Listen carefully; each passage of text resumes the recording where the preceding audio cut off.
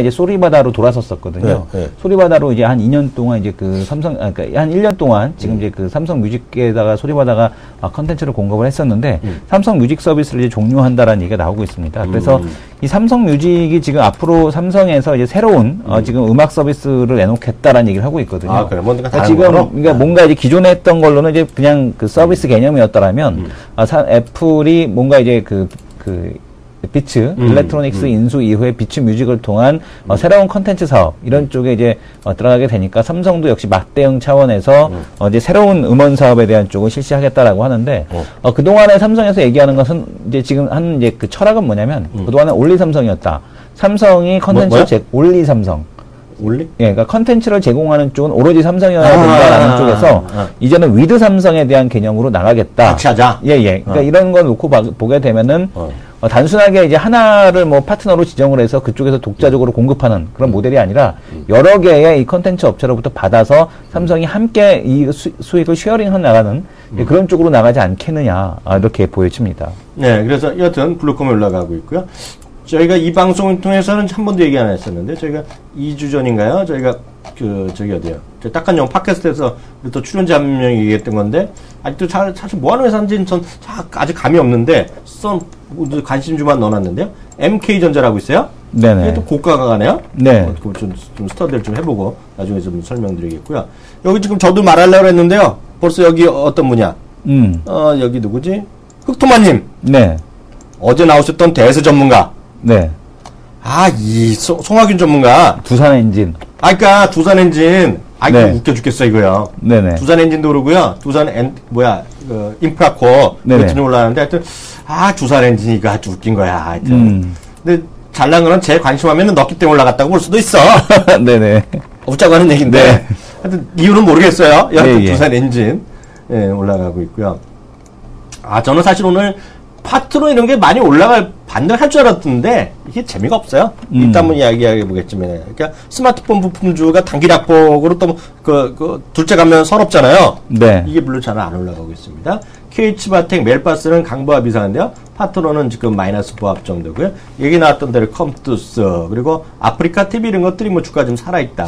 그러니까 지금 보게 되면은 그 아프리카 TV도 우리 기술적으로 차트가 망가지지 않았었잖아요. 어느 거? 아프리카 TV도. 망가졌다고 할 수는 없지. 예. 근데 지금 보게 되면 이제 전고점을 넘어서 이제 신고가를 눈앞에 두고 있거든요. 아프리카 TV도. 그리고 또 지금 보게 되면은 컴투스도 역시 마찬가지였습니다. 그러니까 게임주 중에서 유일하게 뭐 차트가 살아 있습니다. 이런 얘기를 드렸었는데, 지금 보게 되면은 컴투스 같은 게 오히려 더 탄력적으로 움직인단 말이에요. 낙폭과대인 인터플렉스, 파트론, 뭐 KH바텍 이런 쪽들은 전혀 지금 움직이지 못하고 있고, 유일하게 지금 우전에 난다는 정도는 좀 움직이는 모습인데, 낙폭과대주 내에서 지금 반등이 나오는 거는 좀 쉽지는 않아 보인다. 이렇게 보여집니다. 제가 솔직히 한번 얘기해도 될까요? 네, 말씀하십시오. 저는 한번 개인적으로 만났지만, 그 다음에 이렇게 주식, 방송은 제가 같이 안 했는데요. 네. 이분 한번 다시 모셔. 누구요? 컴투스 얘기했던 분. 컴투스? 네. 바쁘셔갖고. 바쁘더라도 한번 오시라고요. 얘기 좀 한번 해봐요. 제가 좀 간곡히 부탁드립니다. 그때 정말 간곡히 부탁을 해서 출연하신 거라, 바쁘셔갖고. 출연료 안 줬어요? 출연료는 드렸는데, 그냥 뭐 거마비니까 출연시키기가 쉽지는 않아 보입니다. 그래요? 네네. 저는 그분이 저는 제가 자꾸 물어보는데 제가 직접 안 들은 얘기니까 네. 그런 분이 무섭다는 거야 내 말은. 그렇죠. 왜냐하면 이제 어깨 동향을 이제 정확하게 파악하고 있기 때문에 그때도 이제 말씀하실 때 맨 마지막으로 본인이 이렇게 여러 가지 설명을 했지만 가장 관심이 가는 건 컴투스다. 그동안에 시행착오를 겪어왔고. 그 분이 주식하는 분이 안 하는 거예요. 주식 안 하죠. 예. 한 번도 안 하죠. 예. 예전에 했었죠. 예전에 했었는데 그러니까 지금 얘기하기를 컴투스 같은 경우는 회사의 변화가 기대가 된다라는 얘기를 했었거든요. 그러니까 그분이 제가 왜냐하면 우리 시청자 잘 한번 생각해 보세요. 그분이 우리는 제가 어저께 얘기했을 때 이성원 대표는 저한테 컴투스가 자체 플랫폼을 얘기했잖아요. 네. 근데 그럼 그분은 그 얘기를 안 했을 것 같아. 그 얘기는 없었죠. 나 그냥 그 회사가 게임이 잘 될 것 같다 이런 얘기 했을 거 아니에요. 예. 이게 무슨 얘기냐면 제가 좀 관심은 있지만 제가 쉽게 해서는 이거죠. 라네즈가 무슨 미백이고 나발이고 솔직히 어떻게 알아요 제가. 예. 써봐요? 라네즈 화장품 써봤어 자기가? 네. 써봤어요? 라네즈 뭐 샘플은 안 써봤겠습니다. 저는 안 써봤어요. 예. 화장품 그렇게 쓸 일이 없죠. 분장하는 거 외에는요. 그럼에도 불구하고 그 친구가 박규성 부사장이라는 친구가 여기 나와서도 제가 그랬잖아요. 15년 전인가 세럼 기술 네. 그랬다 망한 것밖에 안 해봤다 그랬잖아요. 딱 네네. 한번 그런 양반 하는 게 맞다는 얘기야 내 말은 지금요. 그래서 제가 보기에는 이런 그분을 또 모시면 지금은 이제 컴투스가 아니라 지금 오시면 이걸 물어보고 싶어요. 뭐야? 금년 한 4분기 앞으로 좋아질 게 뭐냐 그러면 컴투스가 아니라 뭔가 다른 회사를 얘기할 것 같아. 그래서 그걸 사면 될 것 같은데. 뭐 그럴 수도 한번 얘기 한번 해봐주세요. 예. 그러니까 부담 아니면 전화 연결하자 그래. 전화 연결이요? 응. 예. 시간 없다 그러면 전화 연결로. 네네. 뭐 전화 연결하면 그 출연료도 없다고 그러고 얘기 좀 하고. 그러면은 안 할 것 같은데요. 일단 10,000원 준다 그래. 10,000원. 네네네. 10,000원. 아니면은 스타벅스 커피 상품권 있잖아요. 네네. 그런 거 하나 싸준다고. 네. 진짜로. 그래서 그런 분 얘기가 맞아요. 그러니까 제가 이거 왜 갑자기 말씀드리냐면 이걸 키우면 우리 고객분들도요. 그분 누구신지 그러는데 1월달인가 2월달에 예. 나왔던 분이잖아요. 네. 진짜 게임 개발하시는 분이요. 그분이 했던 건데 그분이 그때 컴투스를 여기 와서 다들 보셨을 텐데 그때 뭐 이석준 대표도 나와서 그때 뭐 CJ E&M에 대한 얘기 그리고 이제 그 친구는 가끔 주식해요 그래도. 예. 2년에 한 번씩 해요. 그분도 이제 그때 얘기했던 게 CJ E&M 그다음에 이제 CJ 제일제당 뭐 이런 쪽들 얘기를 했었거든요. 그래서 그 이석준 대표도 보게 되면은 트렌드 그때 당시에는 별로 별 볼 일 없었던 종목이었는데 사실 주가에 대한 쪽으로 놓고 본다라면 이석준 대표 종목들이 제일 좋았죠. 근데 그분이 이제 방송을 너무 단답형으로 하셔갖고 방송은 그래? 조금 재미없긴 했는데 근데 지금은 요즘에는 그 팟캐스트 방송 들어보니까 말이 많이 늦었어요. 목소리가 좋아. 예, 친구가. 좋습니다. 그 대표는 어땠어요? 게임 회사 대표는 목소리가 좋아요? 목소리는 뭐 나쁘진 않습니다. 전화 연결하는 거로. 네. 한번 해보도록 하겠습니다. 예. 다음 코너 넘어가겠습니다.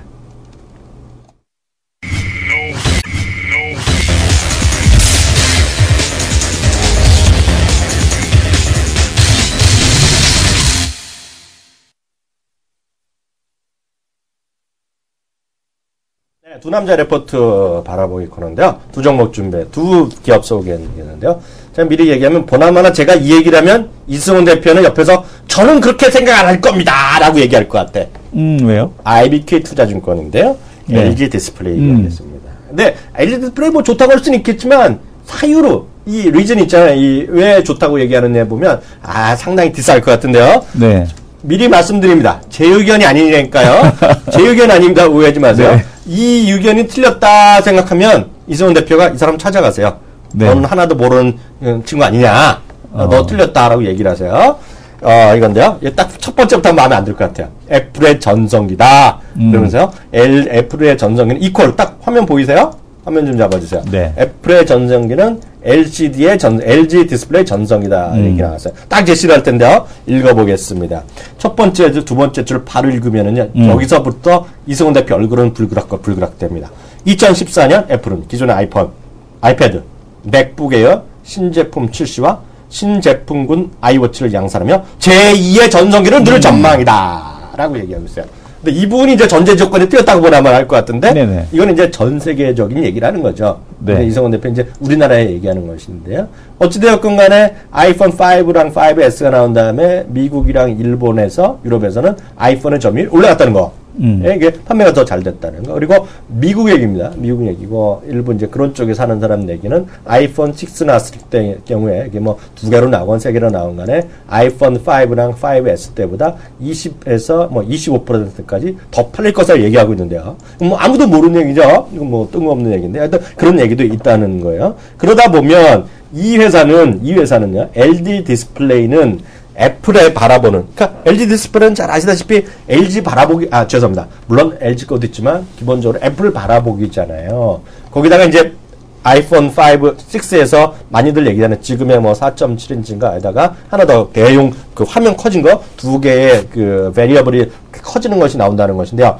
그러다 보면 당연히 이제 화면 자체가 커지면 객단가가 세지겠죠. 일단 그런 얘기 하는 것인데요. 여기 그래서 구체적으로 몇 %가 늘어나냐 이게 중요하잖아요. 이승훈 대표. 네. 틀리면 이 친구한테 욕을 하시면 돼요.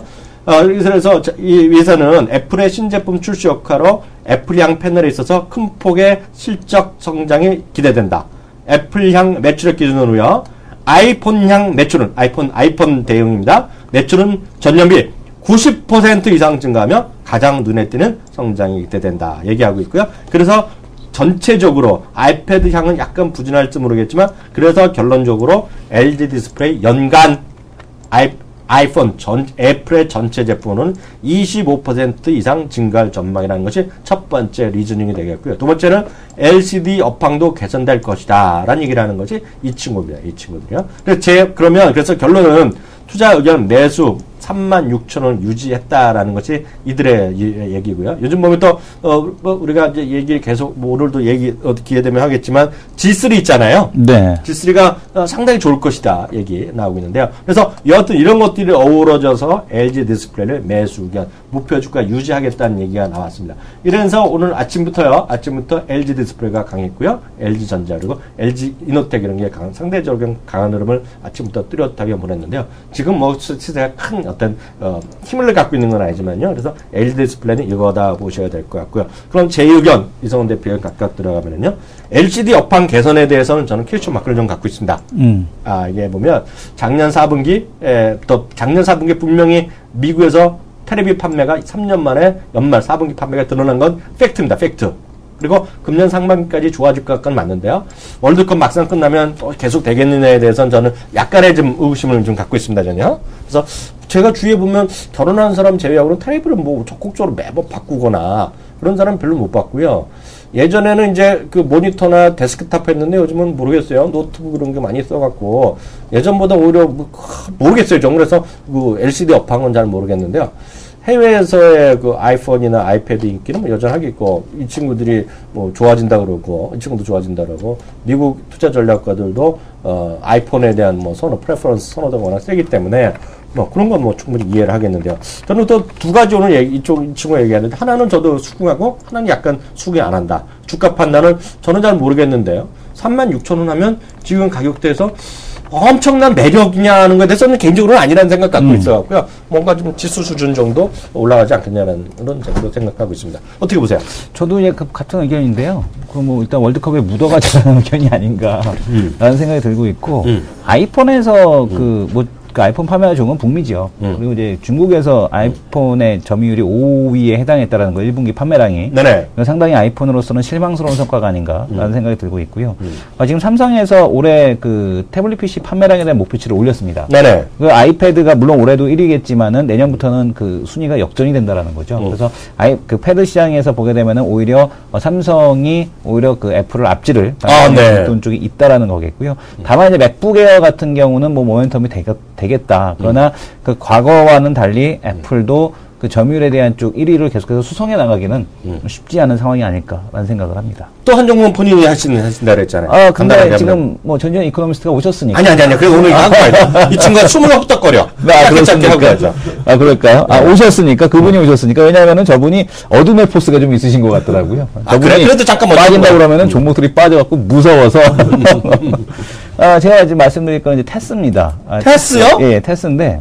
그런 회사가 있었어? 네네. 뭐 잠깐만요. 그 수녀님 그런 종목이 아니고. 아니면 만화주인 것 같아요. 네. 그 3D 낸드 관련된 이제 수혜주다라는 종목. 뭐라고요? 3D 낸드 플래시 관련돼서 뭐 교보증권에서 나온 스몰캡 리포트인데, 투자 목표가는 뭐 날 레이티드입니다. 그래서 뭐 그 목표가는 제시하지 않았는데 100%짜리 아니야? 예, 100%짜리 아니고요. 그러니까 지금 보게 되면 3D 낸드 시대의 최대 수혜 업체. 그래요? 라는 얘기입니다. 잠시만요. 네. 저 3D 낸드 좋아하는 사람인데? 네네. 원익이 그것 때문에 좋아하잖아요. 네. 그래서 지금 보게 되면. 근데 감히 얘가 뭘 한다고 최대 수혜야? 들으시죠? 중국 시안공장. 키움에서 최대 수혜는 원익이라 그랬어! 원익으로 바꿀까요? 보고서를? 지금? 아니, 키움이 그랬다는 얘기, 대키움이 그런 얘기 했다 얘기를 하고자 하는 거잖아요. 그러니까요. 네. 예, 그래서 지금 중국 시안공장에서 그러니까 낫 레이티드 하는 거 아닙니까? 지금 이게 지금 투자 목표가가. 예? 근데 이제 논리는 올라갈 수 있지 않을까라고 이제 교보에서 살짝. 대키움 증권은 스카우트 되기를 원하는 거 아니야? 예, 발을 담근 건데.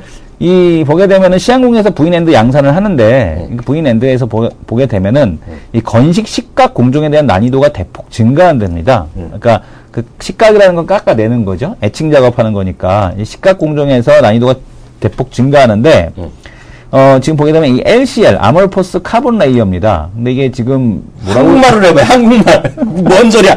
공대생이라고 말을 막 하네. 왜 지금 보게 되면 여기서도 이 보고서에도 설명이 안 나와 있어요. 그래서 ACL 증착 공정이 대폭 확대되는데 거기에 그 공정에 들어가는 물질을 얘가 만드는 겁니다.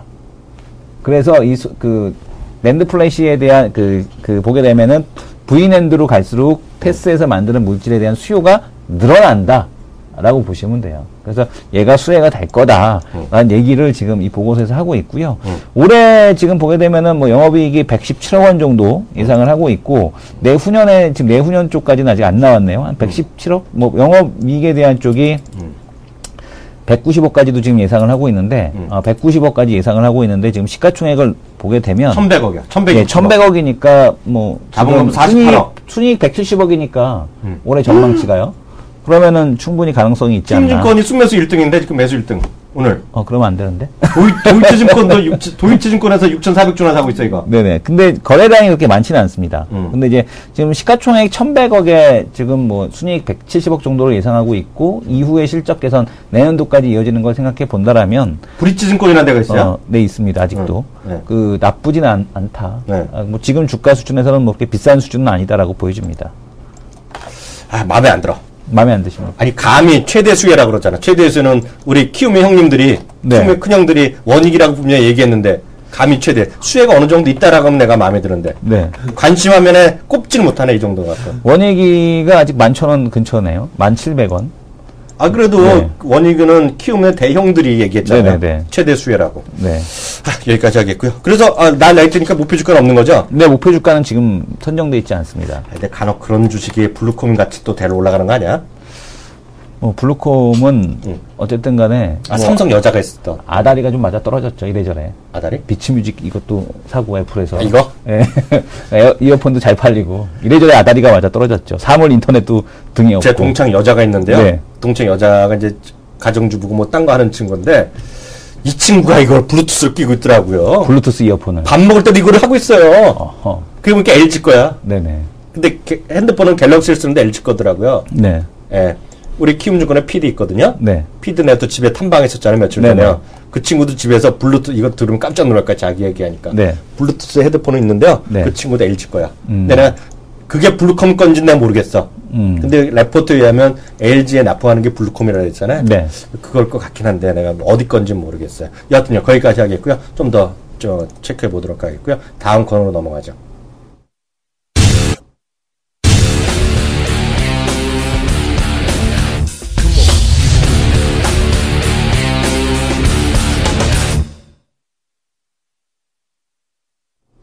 네, 그분이 오셨습니다. 그분이 오셨어요. 근데 이분은 정말 대단한 분이에요. 이게 지난주에 보니까 지난 목요일인가 금요일날 네. 이분의 바로 윗분이 2주일에 한번 저희 방송에 전화로 출연하시거든요. 4주도 아니고 2주일에 한 번이요? 대한민국 최고니까요. 바쁘셔서. 2주일에 한 번 정도 전화로 출연하시는데요. 네. 흥미로운 게 뭐냐면 우리가 수요일날 얘기한 거 있잖아요. 지난주에. 네네. 그럼 거의 비슷한 톤으로 그날 또 높은 분이랑 얘기하더라고요. 그래서 보니까 높은 분의 그분의 의견과 거의 똑같이 얘기를 하시는 그 정도 되는 분이에요. 이분이요. 근데 그분의 의견을 거의 똑같이 얘기하니까요. 지금 우리 시청자분들은 대한민국 최고의 이코노미스트 겸 투자 전략가랑 같이 하고 있다 얘기해도 틀리진 않다. 네. 왜냐면 그분과 거의 커뮤니케이션을 같이 하고 똑같은 말을 여기 와서 해주시는 거다라고 이해하시면 좋겠습니다. 전지현 이코노미스트 모셨습니다. 이코노미스트님 안녕하세요. 예, 안녕하세요. 왜 이렇게 웃으세요? 아유, 님을 붙여주시니까 좀 어색해가지고. 야, 이 친구야. 그래? 그래. 예, 그렇게 해주십시오. 그건 아닌 거야. 맡겨주십시오. 근데요, 우리 전지현 이코노미스트, 이런 표현은 그럴지 모르겠지만, 전지현의 저주가 있어요, 지금 네. 시장에서. 근데 저주라는 게 보면 딱 이거잖아요. 모멘텀 주식들, 그리고 네. 이제 중소형주, 이런 것들. 그럼, 요번에 점점 러셀2000 같은 게 훅 떨어지고 있잖아요. 예. 그리고 상대적으로 에너지라든가요. 큰 얘기했던, 저희도 이제 하도 들으니까 이해는 못했지만 나 어느 정도 외워요. 예. 미국이 좋아지는데 너무 천천히 좋아지더라. 예. 그게 벌써 한 6개월 됐잖아요. 예. 그러면서 끝나고 나니까 이제 삼성이나 현대차 이런 것도 좀 살 수없고 고용이 좋아지니까 소득이 좋아지고 소득이 좋아지니까 소비가 내구성 소비가 늘어나 이런 거잖아요. 예, 근데 문제는 딱 이거예요. 시청자분들 아마 여기 1,500분 정도 계신데 제일 궁금한 거는 아무리 우리 저희가 대응을 잘 해드렸더라도 코스닥에 고민 많으신 분이 계시거든요. 네. 어떻게 됐건 러셀부터 해서 우리 코스닥 좀 엮여 있잖아요. 네. 요즘 그 얘기부터 할게요. 미국에서의 중소형주의 흐름이 약하잖아요, 지금요. 네. 그거에 어떻게 보시고 그런 것들이 우리 시장에도 영향이 미치는 건지 그거에 대한 판단 좀 하고 예, 넘어갈까요? 두 가지 말씀, 그럼 미국 관련해서 두 가지 말씀드리겠습니다. 질문이 괜찮죠? 예, 예, 아, 훌륭하십니다. 네. 네, 어저께 보고서에도 써놨고, 저번에 제가 기억하시겠지만, 뭐 스타일 로테이션 얘기하기 전에 미국의 신용량과 너무 많이 차 있는데 이게 다 이게 바이오랑 이쪽에 바이오테크랑 뭐 그 말랑말랑한 주식들 이쪽에 많이 껴 있다. 그래서 그게 위험하다고 말씀드린 다음에 이게 스타일도 이제 로테이션이 될 것 같아서 그걸 깰 거다. 뭐 알코 같은 거 올라오니까 시작한 거다. 알리바바 상장 앞두고 더 심해진다. 뭐 이런 계속 말씀을 드렸었는데 코스닥도 똑같은 겁니다. 이게 지금 오해하지 말으셔야 되는 게 지금 시장에서 어떤 접근을 하고 있냐면 코스닥이 깨지니까 중소형주가 다 안 된다고 접근을 하고 있습니다. 그거랑 아무 상관없습니다. 그러니까 중소형주가 안 되는 게 아니라요. 중소형주가 코스닥만 있는 게 아니거든요. 코스피에 있는 중소형주 별로 영향도 안 받습니다. 이 코스닥 중에서 지금 신용잔고가 지금 2조 8천원이니까 코스닥 사상 최고거든요. 네. 근데 그냥 신용잔고가 많은 게 문제가 아니고요. 왜냐하면 코스닥 지수는 금융위기보다 낮긴 낮지 않습니까? 그렇죠. 근데 이게 신규 상장된 회사들이 있어가지고 시가총액은 이전보다 커졌습니다. 근데 신용잔고가 그냥 단지 이전보다 그러면 꼭 비슷하다는 그 부담이 아니고요. 신용잔고 보실 때 잔고율이라는 거는 전체 상장돼 있는 시가총액 대비 아니 그 상장돼 있는 주식 대비 종별로 주식 수 대비 이 신용을 빌린 잔고 수를 잔고율이라고 합니다. 근데 이게 문제고 이것보다 더 문제는 뭐냐면요. 총 거래량에서 신용이 차지하고 있는 비중 코스닥에서 신용 거래가 차지하고 있는 비중이 지금도 사상 거의 최고거든요. 아 그래요? 예. 그러니까 최근에 외국인이 코스닥을 조금씩 미국이랑 똑같은 컨셉으로 코스닥을 파는데 문제는 기관도 같이 파는 거죠. 왜냐면 이게 국내 수급은 어디에 영향을 미치냐면요. 라지캡보다는 미들캡보다는 스몰캡에 국내 수급 상황이 영향을 많이 미치고요. 여기서 말하는 국내 수급은 펀드 자금 유출입니다. 펀드로 돈이 들어가야 중소형주가 잘 됩니다. 그렇죠. 근데 이게 국내 펀드 돈이 빠져나오고 있습니다. 당분간 계속 빠져나올 겁니다. 코스피가 2200을 뚫는 시점 혹은 아니면 국내 유동성이 팽창하는 시점, 팽창하지 안 하고 있거든요. 그렇죠. 하반기 넘어가야지 팽창할 겁니다. 그런 거 감안하면 외국인 당연히 팔고, 기관 팔고 이런데 개인들이 신용으로 너무 많이 산 겁니다. 수급이 완전 꼬여 있는 거죠. 그래서 이거는 매도가 매도를 부을 수가 있습니다. 그래서 저번에 말씀드렸던 게,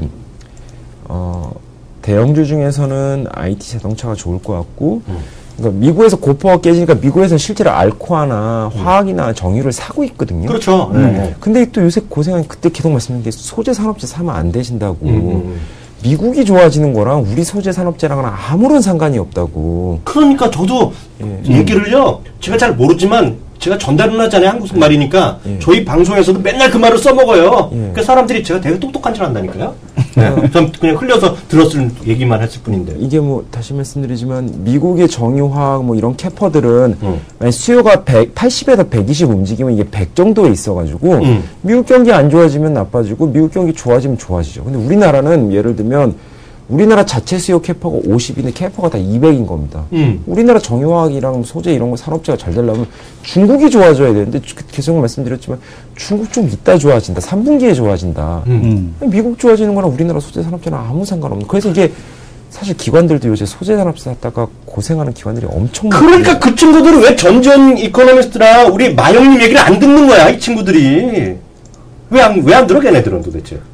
들을 수도 있고 안 들을 수도 있는 거니까. 세일들 더 강력하게 했어야지, 법인부 친구들이. 그잖아? 제 역량이 부족이죠. 네, 그래서요. 그래서 이제 IT 자동차가 제일 안전할 거다. 그 다음에 소재, 산업재 이런 건 위험할 거다. 그러면 이게 말랑말랑한 것들이 어디로 갈 거냐. 일단은 이게 여전히 성장주를 원하고 있다. 글로벌 경기가 아직도 천천하니까.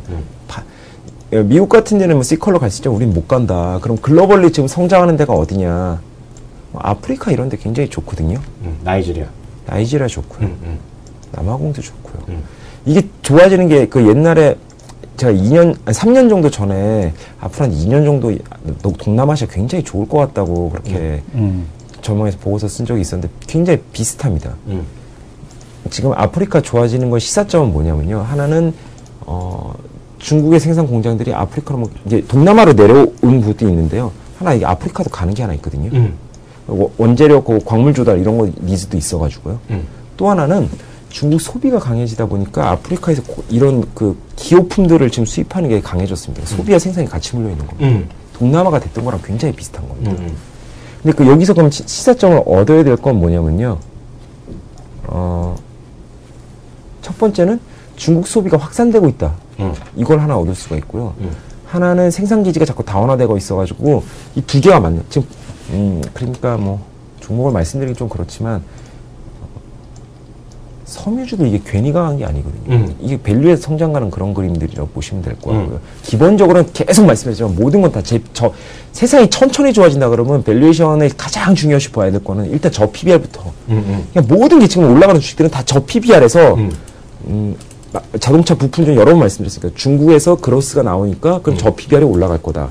방금 전에 섬유 이런 것도 말씀드린 것처럼 저 PBR인데 프론티어 마켓에서 수요가 일어날 거다. 여기서 그로스가 있는 것들 저 PBR이 올라가는 게 하나가 있고요. 하나는 저 PBR인데 Q가 안 나오는 대신에 Q가 없으니까 그러면 영업이익률에도 좋아야 되고 배당이라도 많이 해야 된다. 이래서 올라가는 것들 그때 말씀하신 그때 말씀 좋았네요. 그 다음 종목들 여러 개 있지만, 제가 섹터는 안 하기 때문에 뭐라고 말씀드리지만, 하여튼 많습니다. 그리고 굉장히 많습니다. 잘 올라가고 있고요. 그러게 말해요. 또 하나는 영업이익률이랑 단기시장 괴리가 있었는데, 이게 좁혀지는 애들. 그것도 저 PBR에서 올라가고 그렇죠. 있는 거고요. 네. 이런 것들은 작아도, 그리고 그때 마지막으로 말씀드렸던 게 이 얘기를 좀 길어가지고, 근데 국내 리모델링 관련해가지고, 이게 부동산 경기에 이게 사실은, 부동산 경기에 올해 바닥인데요. 이게 인덱스로 보면 바닥인데, 양극화 되게 심해질 겁니다. 말씀드리고 싶은 이게 왜 전체 지수로 보면 바닥인데 왜 양극화가 심해지냐면요. 투자 가치가 소멸해가지고 이제는 주택의 가격이 사용 가치에 굉장히 많이 따라서 움직이게 돼 있거든요. 이렇게 보통 지금 재개발 들어가는 데 보시면 분담금 내고 들어가는 동네들이 있습니다. 슬픈 게 좀 비싼 동네들이 다 그러고 있는데요. 이 사용 가치 때문에 좀 거기는 왜냐면 그 집들이 오래됐거든요. 사람들이 그래도 지금 주택 교체 수요가 너무 노후화돼서 물려있는 거랑 사용 가치가 이제 드디어 바닥에서 만났거든요. 당연히 리모델링 되는 것들은 또 밸류가 또 그러니까 보시면 어떤 밸류들 이건 다 올라간 주식이니까 말씀드리겠습니다. 지금 말씀드린 주식은 굉장히 다 비싼 주식들입니다. 한샘, KCC, LG 하우시스 뭐 이런 주식들 있지 않습니까? 네. PE가 기본적으로 30배가 넘어갑니다. PB가 3배가 넘어갑니다. 이건 다 성장주로 변신했다는 얘기입니다. 근데 이런 비슷한 거에서 PBR이 1배 밑에 있는 애들이 있습니다. 이게 최근에 다시 시작하고 있는 겁니다. 무섭습니다. 근데 이런 것들이 이제 다 지금까지 말씀드렸던 거는 작지만 그냥 이게 우를 범하시면 안 되는 게 코스닥이 밀린다. 작은 게 다 안 된다. 이런 거랑은 아무 상관이 없는 거고요.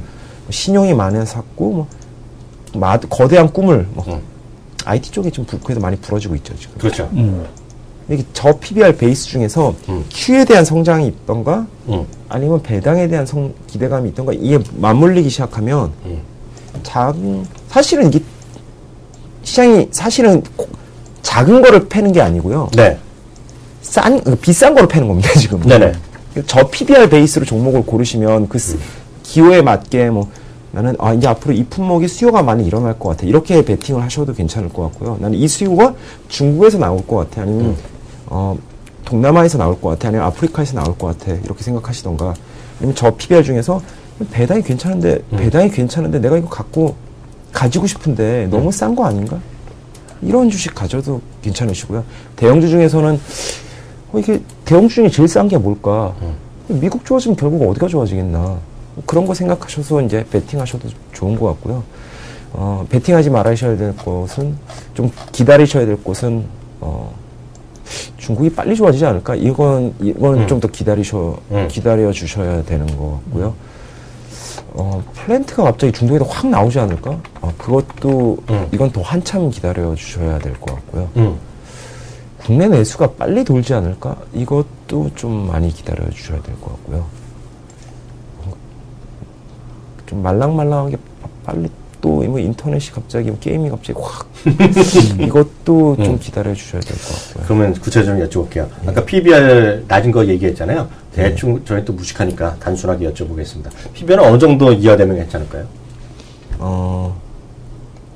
사실 그게 정답은 왜냐면 그 매출액의 속도나 아니면 그렇죠. 예. 아니면 배당 성향 둘 중에 하나 있는데 지금 사실 PBR 1배 밑에 있는 것도 많거든요. 1배 남은 1.05배 정도는 오케이 말이. 그냥 제 생각에 이렇게 보시면 돼요. 배당을 보실 때 하실 때는요. 영업이익률이 한 6% 정도 나오는 것들은 PBR 1배까지 맞춰도 그다음에 배당 성향이 배당 수익률이 그래도 시가에서 한 지금 많이 이런 게 올라와서 떨어지긴 했는데 한 4, 5%까지 있으면 그러면 1배까지는 무난합니다. 이게 뭐 수식이 아니고요. 그냥 별로 돈 벌 거리가 별로 없는데 그래도 이자율보다는 높게 돈을 벌고 그 수익성은 이자율보다 괜찮고 네. 이자율보다 높게 돼 있으면 그거 제가 주고 사고 싶어 하는 게 사람이거든요. 그렇죠. 우선적으로 괜히 강세하는 게 아니거든요. 매출액에 대한 기대감이 없으면 배당이라도 먹겠다 이런 니즈가 계속 반영되고 있는 거거든요. 그렇죠. 그렇게 보시면 그한 배당 수익률 한 4, 5, 네. 영업이익률 한 5, 6 이 정도면 그 Q성장이 그렇게 크지 않아도 PBR 1까지 맞추는 데 큰 문제는 없습니다. 네네. 자동차 부품주가 보통 지금 PBR이 낮은데요. 제가 한 2, 3년 보면 이쪽 PBR이 한 2배에서 3배까지는 올라갈 수 있다고 생각하는데 단기적으로도 이쪽 그로스가 한 20 정도 나오고 있거든요. 20 정도 나오고 있으면 PBR 1.5까지 주는 건 단기적으로도 큰 무리는 없어 보이고요. 근데 하나 PBR 했을 때 고민하셔야 될 건 ROE를 많은 분들이 PBR을 보실 때 ROE를 많이 생각하시는데 ROE는 이게 과거 숫자여가지고 PBR이 향후에 올라갈 건지 내려갈 건지 판단하실 때는 그렇게 별로 뭐 그래서 이런 관점에서 보시면 그러니까 제가 하나는 그로스가 있는 PBR을 말씀드리고 하나는 그로스는 크게 없지만 자산가치 대비 우량한 것들 이런 PBR 안에서 종목이 계속 움직인다고 말씀드렸는데 그래서 중소형 지주사도 이거는 배당 쪽에 관련돼 있는 중소형 지주사도 그래도 잘 움직이는 거거든요. 그런 식으로 보시면 그러니까 대형주는 미국에 배팅할 거냐 뭐 중국에 배팅할 거냐 뭐 이런 식으로 크게 그런 식으로 나누시면 좀 편하지 않으실까. 하나만 여쭤볼게요. 이제 오늘 저는 이제 약간 어려운 얘기지만 저는 조금 좀 알아들었는데요. 뭐 약간 어려운 얘기입니다. 나중에 또 가시면 제가 시간 내면 나름대로 정리를 해드리면 될 것 같고요. 근데 바쁘시니까요. 하나 제가 궁금한 게 있습니다. 여태까지 너무 띄워드렸잖아요. 네. 키움증권은 우리가 무조건 칭송하는 방송을 해오는 게 사실이에요. 근데 이러면 사실 안 되잖아요. 방송 진지해야 되는데. 여태까지 말씀하신 거가 거의 그대로 갔어요. 그리고 심지어는 이제 안 된 거라서 우리가 농담으로 전지현의 저주다.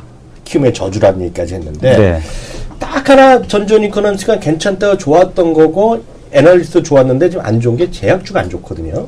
대표적으로 한미약품 이런 거 분명히 분류에 들어갔던 것도 좀 안 좋은데 그죠? 예, 맞습니다. 냉정하죠 제가요. 그거 기억하시는군요. 아니, 유일하게 안 됐는데. 아직 알잖아요.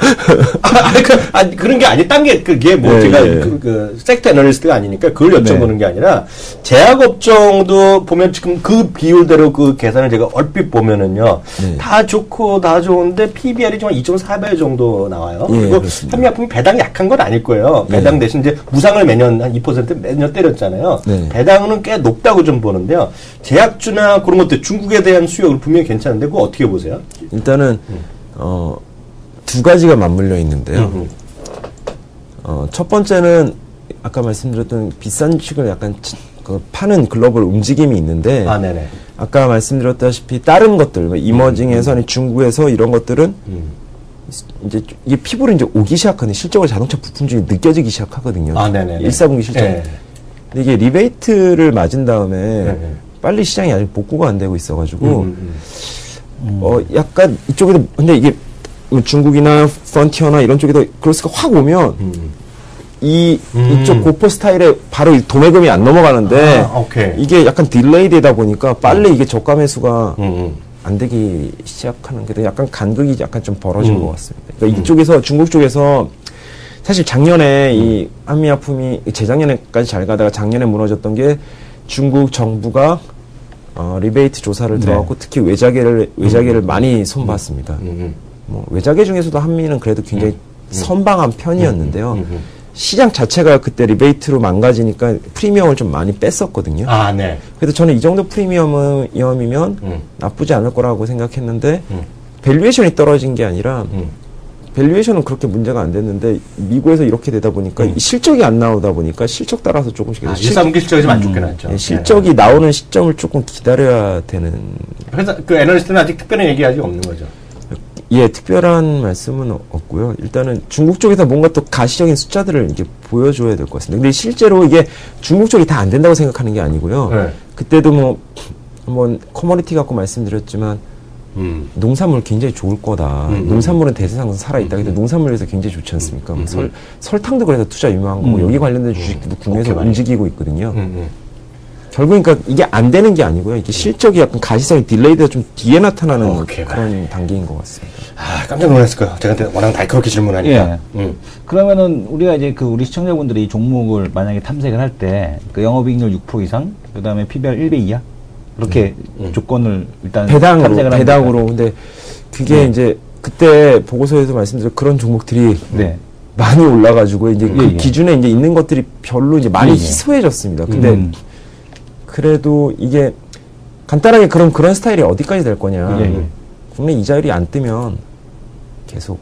그러면은 만약에 이제 3분기 때 아니면 이제 올해 하반기에 금리 인상하지 않겠느냐라는 그런 시각들도 있잖아요. 예. 그리고 골드만삭스에서도 늦어도 내년 1분기에는 금리 인상 될 거다 이런 얘기들이 있는데 그러면 금리 인상 전까지는 그런 스타일이 계속 되고 금리 인상이 되게 되면은 시장이 아예 다 한 번에 싹 한번 그렇게는 아닐 겁니다. 왜냐하면 국내 기준금리를 인상한다 해도 꼭 시중금리가 뜨는 게 아니거든요. 네네.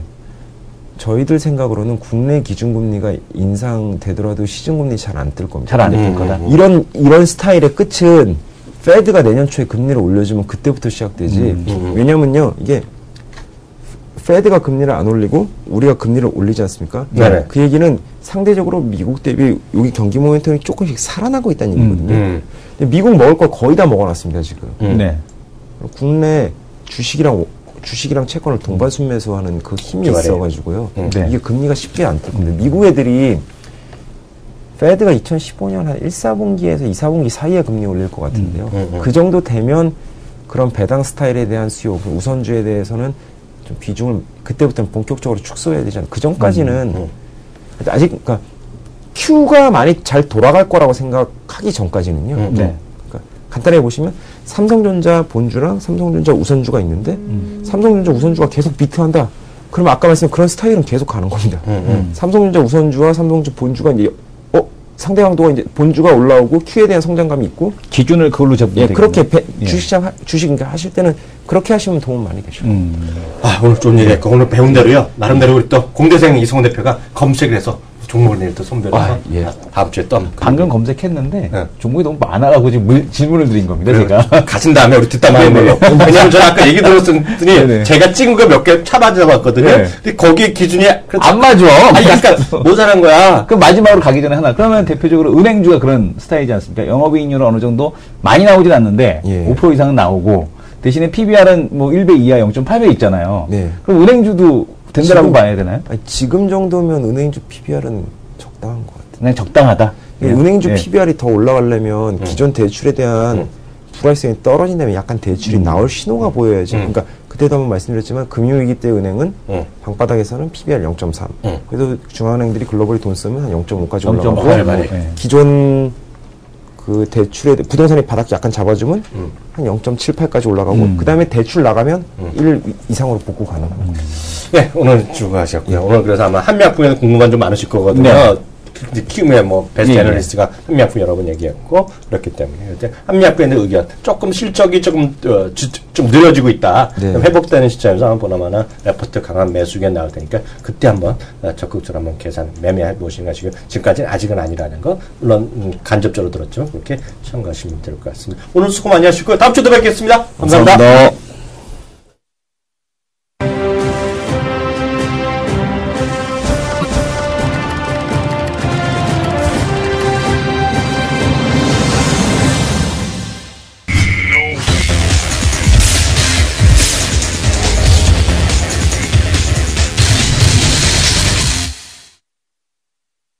네, 그 전전 이코노미스트가 나온 날은 다 좋은 게 있는데 단점이 하나 있어요. 듣다 보면 시간이 훅 갑니다. 네. 그래서 이거 준비한 걸 다 못하는데요. 준비한 거 못한 거 내일 해드리도록 했고 이것만 꼭 짚고 넘어가야 돼.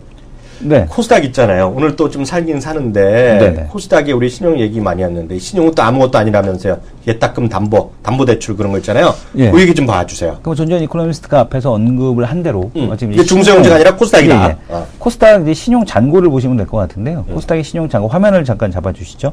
코스닥 신용 잔고가 2조 4천억입니다. 그 지금 이제 뭐 우리가 대충 뭐 언급을 할 때 거래소가 지금 2조 5천억이거든요. 신용 잔고가. 근데 거의 그 시가총액 전체 규모 차이를 보게 되면 10배 차이가 나지 않습니까? 10배? 네네. 10배 정도 차이가, 10배가 넘게 차이가 나죠.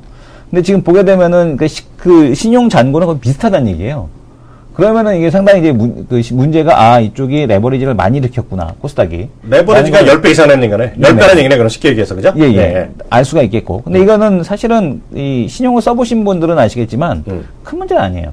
왜냐면은, 그 반대 매도가 한꺼번에 나가지는 않습니다. 그렇죠. 모자란 만큼 나가잖아. 찔끔 나가죠. 그러니까 뭐 정말 찔끔찔끔해서 오늘 뭐 17주 반대 매도 나갑니다. 다음날. 내일 아침 메꾸면 돼요. 9시까지. 그렇지 않습니까?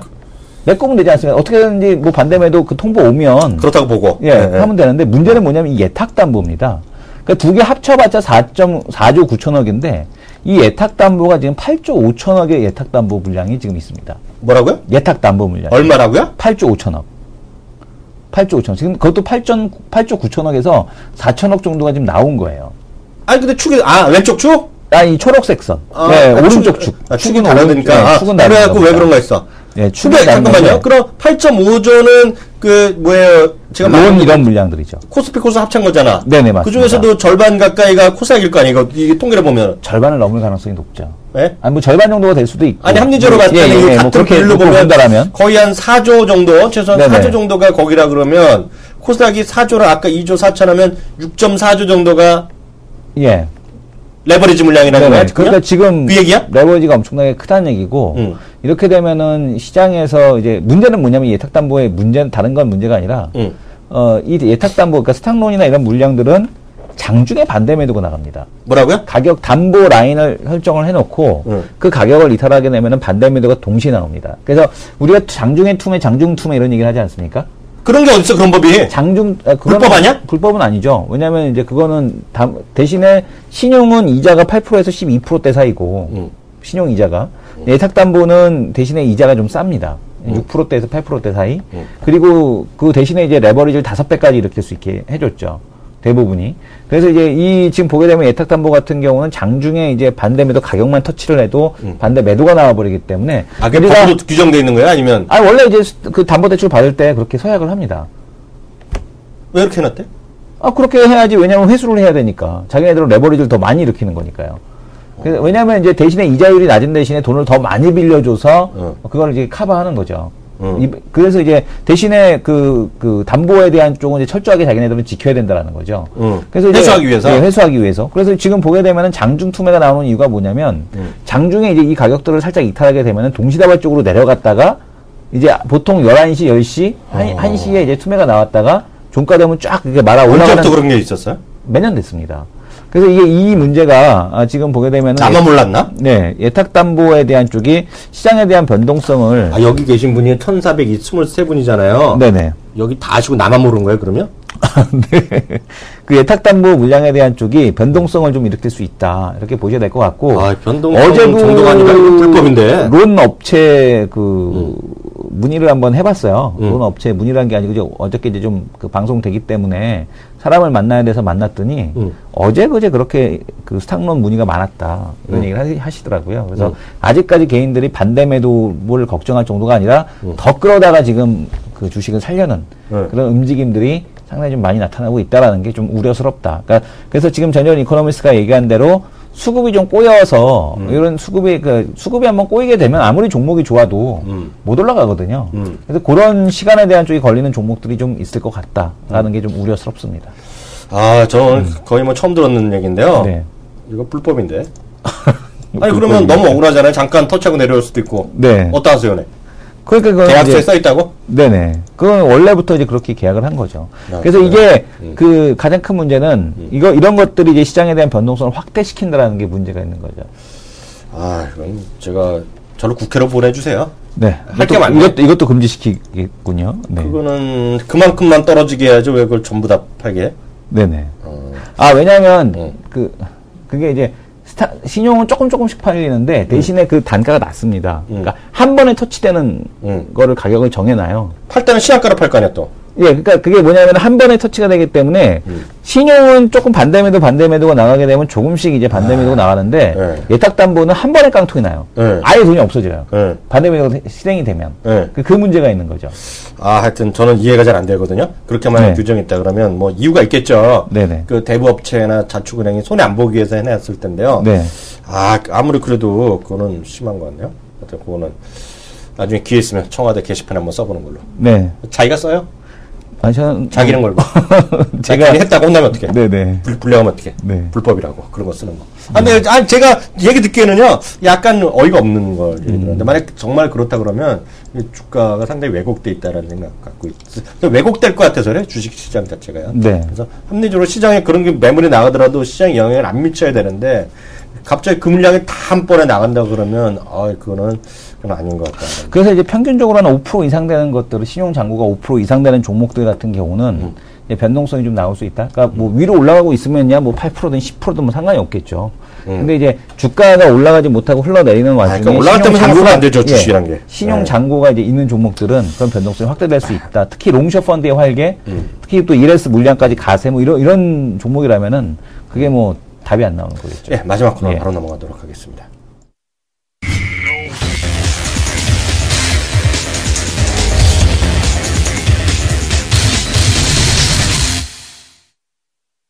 네, 어저께 성적은 얘기 안 하겠습니다. 네. 이건 뭐 사람의 또 체면도 있죠. 이게 또 아니 얘기하셔도 됩니다. 지금 9승 2패죠.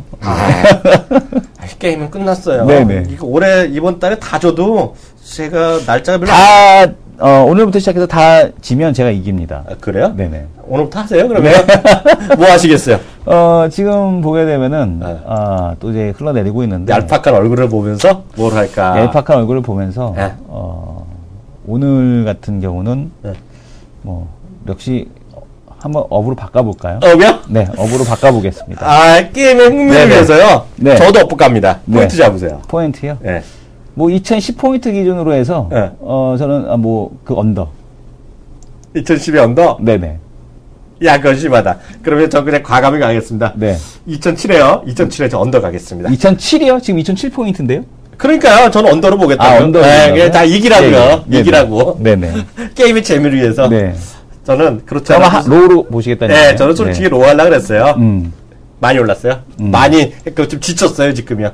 그래서 오늘 로우 한번 가보도록 하겠습니다. 그래서 오늘 2007포인트. 모처럼 지금 9승 1패 상태에서 내일은 9승 3패 하는 거로 저도 한번 바라겠고요. 이게 참 대단한 게 뭐냐면 개파락하는 시장을 계속 갖다 끌어올려요. 외국인들이. 그러니까 이게 지금 자기네가 안 사고 싶다고 해서 안 사는 게 아니라 그냥 계속 사는 것 같아요. 그냥 돈이 들어오니까 어쩔 수 없이. 네, 알겠습니다. 네. 오늘 여기까지 하겠고요. 오늘 시간이 없어 후기는 뭐 내일 또 마저 하겠고요. 사실 저희가 또 새로운 걸 또 준비를 많이 하고 있잖아요. 네. 그래서 이제 저희가 딱 한 종목도 하고 있는데 그 라이브 방송을 쏠려고 그러는데 오늘은 테스트만 할 거고요. 그래서 다음 주부터는 팟캐스트 자체도 저희가 라이브로 저희가 유튜브나 유스트림을 통해서 보내드리도록 하겠고요. 그건 저희가 오늘 테스트 과정을 거쳐서 다음부터 저희가 선보여서 설명드리도록 하겠습니다. 마지막 한 가지만 더 말씀드립니다. 저희 방송 보신 분들 잊지 마시고요. 저희가 딱TV 검색해서 그냥 구독 신청해 주시고요. 팟캐스트 들으신 것마다 하트 묘랑 딱 누르시면 좋아요 눌렀는데 한 번 누를 때다 뭐 100만원이 드는 것도 아니고요. 100원 들어간 것도 아니고 돈 하나도 안 드니까요. 좋아요 눌러주시면 저희한테 많은 격려가 된다는 거 참고 좀 부탁드리도록 하겠습니다. 오늘 수고 많이 하셨고요. 변함없이 내일 오후 1시에 다시 돌아오겠습니다. 감사합니다.